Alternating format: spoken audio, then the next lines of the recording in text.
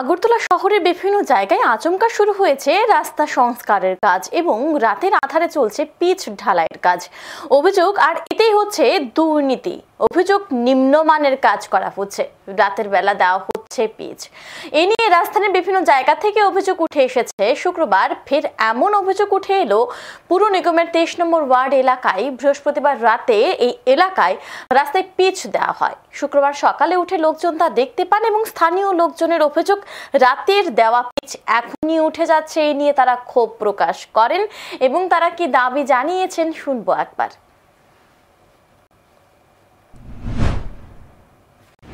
কালকে ব্যাপারটা হয়েছে, অভিযুক্ত হয়েছে ব্যাপার কালকে রাত্রেবেলা কে বা কাহারা কোন পক্ষ থেকে এই রাস্তাতে পিচ করে দিয়ে গেছে।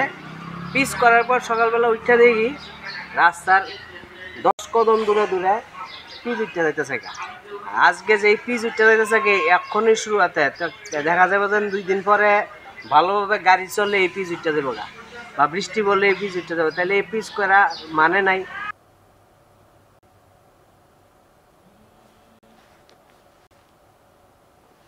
সঠিকভাবে কাজ না করা পর্যন্ত সংশ্লিষ্ট ঠিকাদারের যাতে বিল না দেওয়া হয়।